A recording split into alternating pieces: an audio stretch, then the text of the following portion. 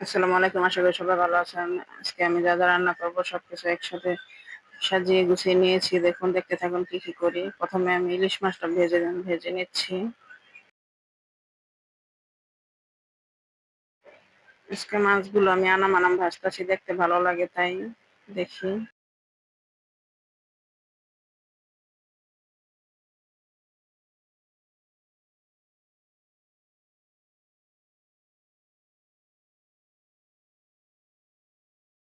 একটু ওলটপালট করে দিচ্ছি।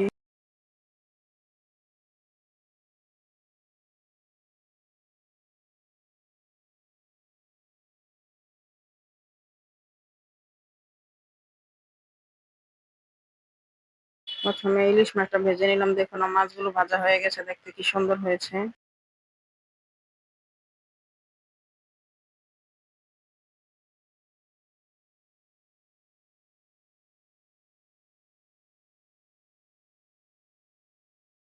মাছগুলো ভালোভাবে ভাজা হয়ে গেলে এখন আমি মাছগুলো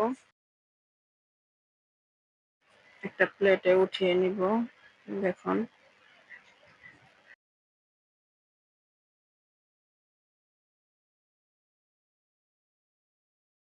মাছগুলো হয়ে গেছে। এখন ওই কড়াইতে আবার আমি গোছগুলো ভেজে নেবো। আজকে গোছ ভাজা দিয়েই পোলাওটা খাবে।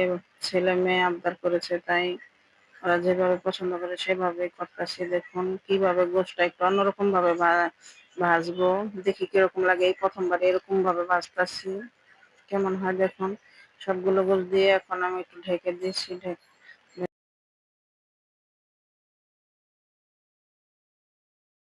একটু উল্টাপাল্টা করে নাড়াচাড়া করে দিচ্ছি। দেখুন চুলার আঁচটা একটু কমিয়ে দিয়েছি। যেহেতু এটি কোনো করা হয়নি, তাই ভালোভাবে যেন ভাজাটা হয় তাই এখন আমি এগুলোর উপরে দেখুন একটু পেঁয়াজ, আদা বাটা করে দিয়েছি।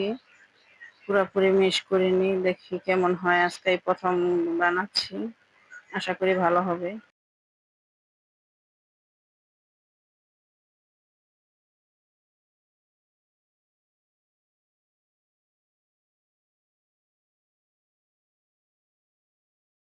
ঢেকে দিলে সিদ্ধটা একটু তাড়াতাড়ি হয় তাই একটু ঢেকে দিয়েছি। দেখুন কেমন হয়েছে।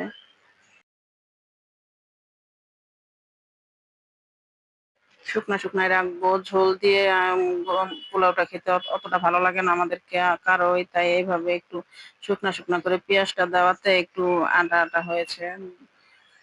একবার হলো বানিয়ে দেখবেন। আশা করি ভালোই লাগবে।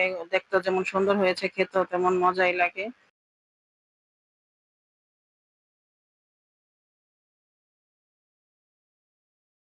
কখনো বানাইনি নিজের হাতে, কিন্তু খেয়েছি। মজা লাগে দেখে আজকে নিজে বানিয়ে আমি ট্রাই করে দেখলাম।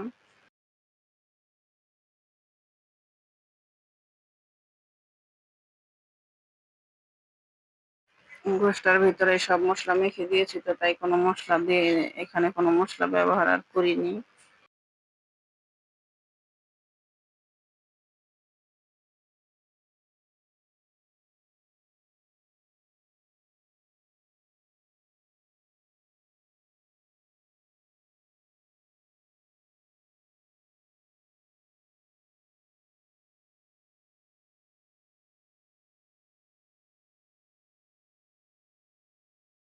হয়ে গেছে। এখন একটা প্লেটে আমি উঠিয়ে নিচ্ছি।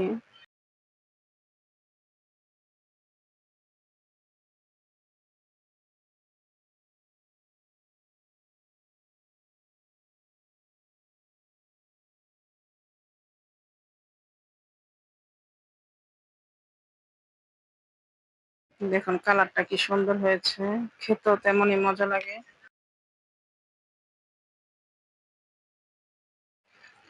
এখন পোলাওটা রান্না করে নিচ্ছি। সবজিটা সবার পরে রান্না করব। কারণ সবজিটার ভিতরে এরট বালিটা দেওয়া হয়। যার কারণে ওটা গরমই খেতে হয়। এখন পোলাওটা রান্না করে নিচ্ছি। দেখুন আমি পোলাওর পেঁয়াজটা আজকে একটু আদা বাটা করে দিয়েছি। চালটা দিয়ে দিচ্ছি।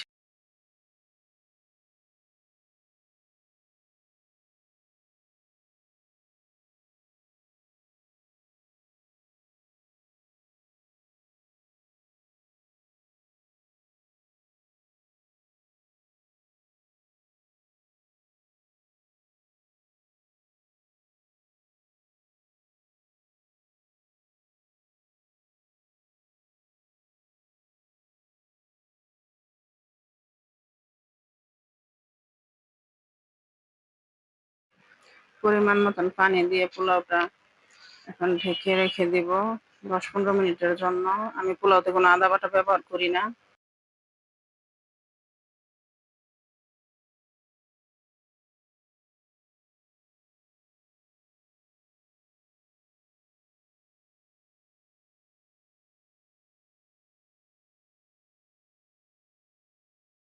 দেখি 10-15 মিনিট পরে কি অবস্থা, পোলাওটা দেখুন কি সুন্দর ঝরঝরা হয়েছে। দেখুন এখন এই কাঁচামরিচটি দিয়ে দিব। আমি পোলাও, খিচুড়ি, বিরিয়ানিতে কাঁচামরিচটা আমি দেরি করে দেই। দেখুন আলু বখরা এনেছি। এবার ১ম এ শুকনা আলু বখরাটা এনেছি। কেমন লাগে দেখি। দামটা একটু বেশি নিয়েছে। দোনো পদ দিলাম কেওড়ার জল। আমার মনে হয় পোলাওতে কেওড়ার জল, ঘি আর গুঁড়া দুধটাই পোলাওটা টেস্টটা বাড়ায়। মজা লাগে। কেওড়ার জলটা আমি আগে দিতাম না, কিন্তু এখন আমি দেই। ঘিও দিয়ে দিলাম।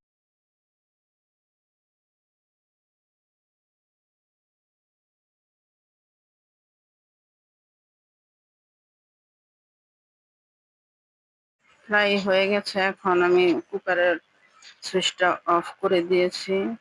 যতটুক তাপ থাকে ততটুক তাপেই এতটুক হয়ে যাবে।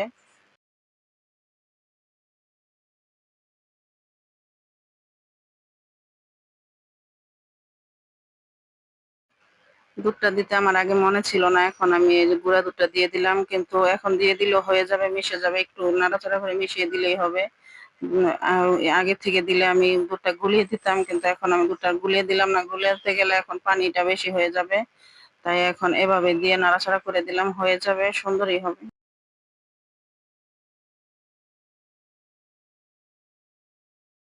এখন এই পোলাওটা আমার পুরোপুরি রেডি। দেখুন কি সুন্দর ঝরঝরা হয়েছে।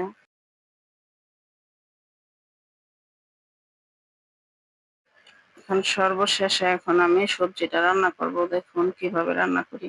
সবজিতে তেলটা কমই লাগে। দেখুন আগে থেকে তেল আছে, তারপরে একটু তেল দিলাম।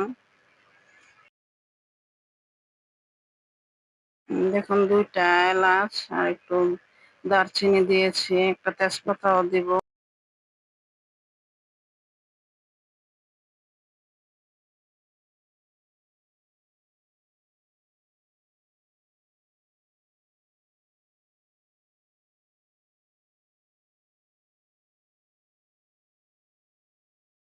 দেখুন একটু মুরগির গোশত দিয়েছি এখানে, অল্প কিছু মসলা দিব।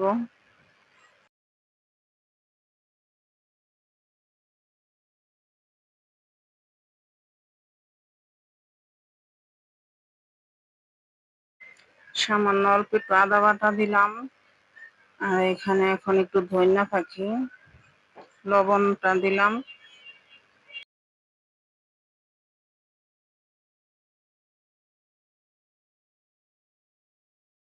১/২ চামচ ধনিয়া ফাঁকি দিলাম। দিয়ে একটু নাড়াচাড়া করে ২-৩ মিনিটের মতন একটু ভাজা ভাজা করবো। ফার্ম গোশত এভাবে সিদ্ধ হয়ে যায়।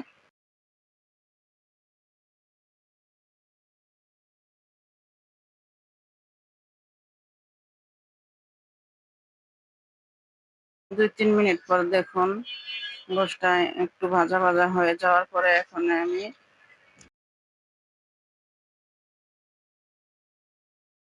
কেটে রাখা সবজি একে একে দিয়ে দিব। গাজরটা আগে দিলাম। গাজরটা একটু শক্ত, তাই গাজরটা একটু আগে দিলাম। পেঁপে,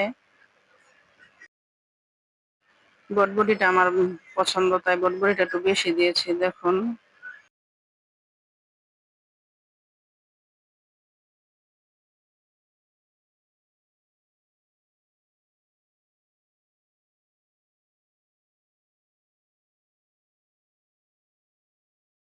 কফিটা দিয়ে দিলাম। দেখুন এগুলো দিয়ে একটু নাড়াচাড়া করে ঢেকে রাখবো।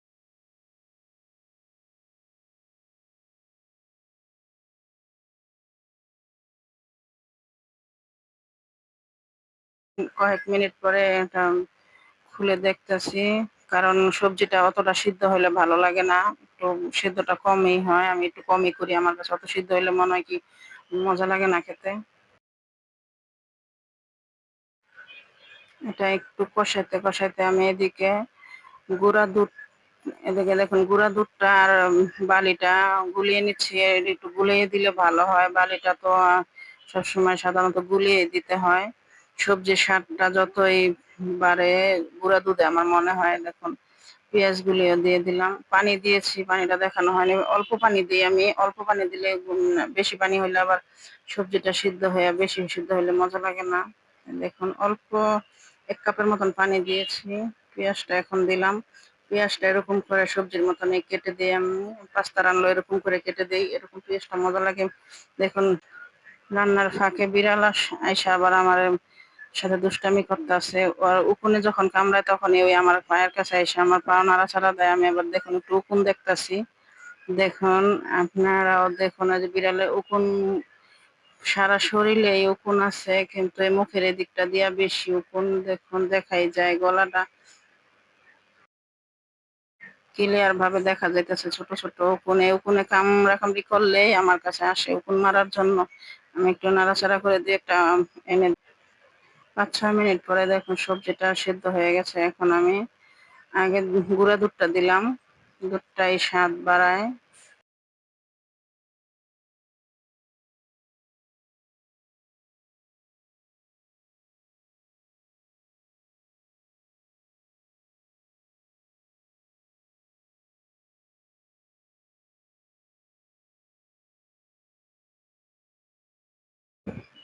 এক চামচ ঘি দিয়ে দিলাম।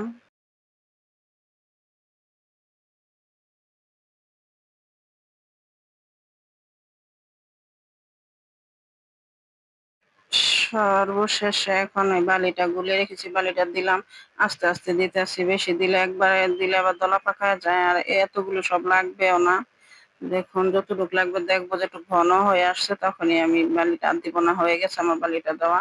এখন চুলাটা অফ করে দিবে, বেশি জাল হলেও পানি ছেড়ে দেয়।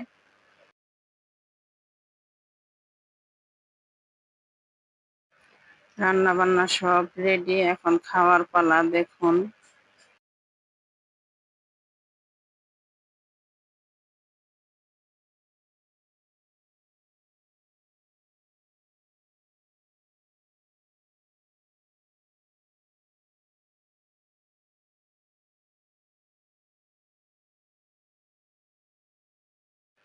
দেখুন মেয়েকে দিয়েছি আগে, এখন ছেলেটা বেড়ে নিচ্ছি।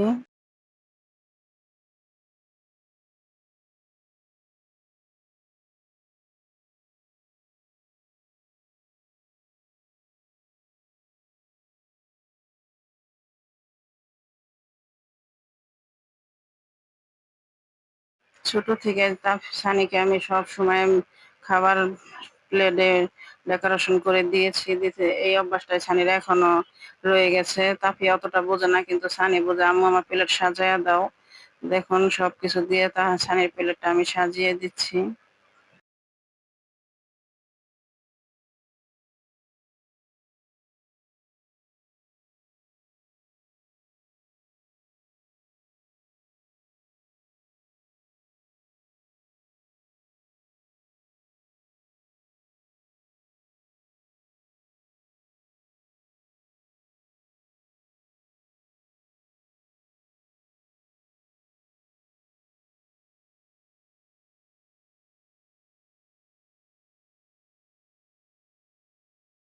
ধন্যবাদ সবাইকে আমাদের ভিডিওটি দেখার জন্য।